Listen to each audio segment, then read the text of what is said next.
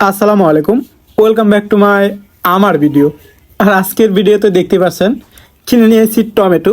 মূলত একটা টমেটো নিয়ে আসছি 20 টাকা দিয়ে। বাজারের অবস্থা খুবই খারাপ, কি বলবো, কিছু বলার নেই। আসার পরে পাশের রুমের ভাবে একটা পাস্তা দিয়েছিল, তো একবারই পাস্তা খেলাম। পাস্তা খাওয়ার পর মূলত আমি বেগুন কাটতে বসি। এখন বেগুনটা কাটবো। আপনার পিছনে যে শাড়িটা দেখতে পাচ্ছেন ওটা মূলত আমি আর্টিস্ট করতেছি, শাড়ির উপর আর্ট করি, ফ্যাশন ডিজাইন নিয়ে কাজ করতেছি। তো আপনারা আশা রাখতে পারেন আমার কাছ থেকে ভালো কিছু পেতেও পারেন। তো এদিকে আমার বেগুনের পোকা বের হচ্ছে, তো বেগুনের পোকাগুলোকে কেটে নিচ্ছি।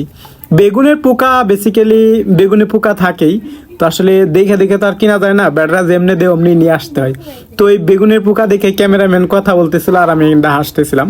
আর একটা বাগুনের সাথে একটা আলু কেটে নিলাম।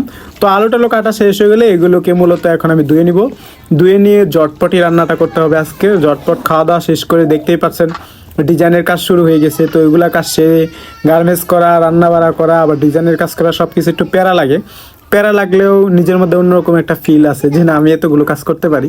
তো এদিক দিয়ে আমার পেঁয়াজ রসুন কাটা হচ্ছে। পেঁয়াজ রসুন কাটা শেষ হয়ে গেলে মূলত এখানে আমি কিছু মাছ দিব। আজকে তরকারিটা মাছ কিংবা মাছ দিয়ে হবে না, আজকে তরকারিটা ডিম দিয়ে হবে। তো ডিম দিয়ে বেগুন, এটা আবার কিরকম খাবার তো আপনারা আসলে দেখতে থাকেন। নতুন রেসিপি, এটা ব্যাচেলারদের রেসিপি, আপনার ফ্যামিলিরা কিন্তু ট্রাই করতে পারেন, খেতে খারাপ লাগবে না। তো আশা করা যায় আর কি।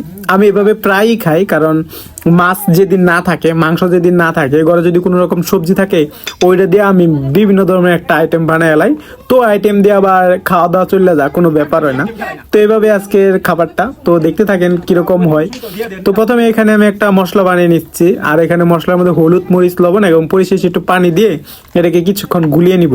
ওই যে আমি পেঁয়াজ রসুন কাটছিলাম ওটার মধ্যে। আর বেগুন ভাজার জন্য বেগুনের উপর দিয়ে দিব হলুদ, মরিচ আর একটু লবণ। আর এগুলো মূলত আমি এখন তেলের মধ্যে ভাজে নিব। যে বেগুনগুলো দিলাম ওই বেগুনগুলো তেলের মধ্যে ভেজে নিব। বেগুনগুলো তেলের মধ্যে এমন করে ভাজবো যে যেমন করে আমরা বেগুনের ভাজা খাই না ওইরকম করে। তো কড়াইয়ে তেল দিয়ে দিলাম, তেল দিয়ে এখানে আর কিছুই দিব না, শুধুমাত্র বেগুনগুলো ডাইলে দিব। তো এইভাবে কিন্তু আপনারা এই তরকারিটা বানিয়ে নিতে পারেন। এই তরকারিটা আসলে ব্যাচেলার লাইফের জন্য পারফেক্টলি হবে। তো আসলে আপনারা চাইলে কিন্তু ট্রাই করে একবার দেখতেও পারেন। তো এদিক দিয়ে আমার বেগুন ভাজা হচ্ছে। এদিক দিয়ে বেগুন ভাজা হয়ে গেলে বেগুনগুলোকে আমরা অন্য একটা প্লেটে উঠিয়ে নিব। বেগুনগুলো উঠানো শেষ হয়ে গেলে আমি এই কড়াইতে আবার গোটা কয়েকটা জিরা আর একটু তেল দিয়ে দেবো। তো দেখতেই পাচ্ছেন তেল দেওয়া হয়ে গেলে এখন গোটা জিরা দিয়ে দেবো।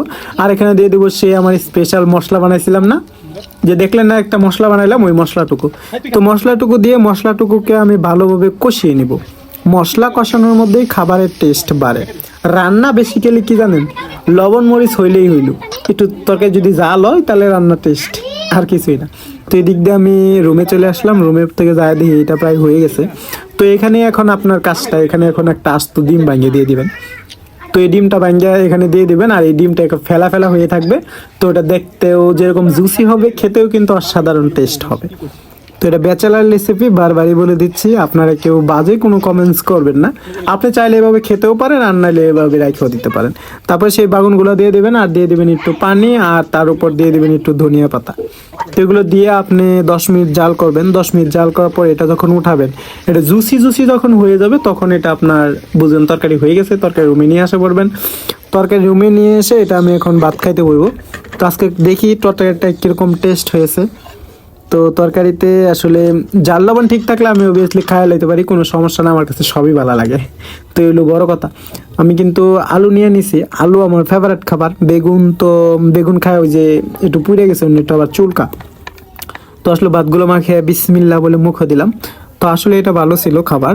তো আপনারা এভাবে বানিয়ে ট্রাই করতে পারেন, আশা করি খারাপ লাগবে না। তো এই ছিল আমার আজকের ভিডিও। যদি ভালো লাগে লাইক কমেন্ট শেয়ার করবেন। Tata, bye bye.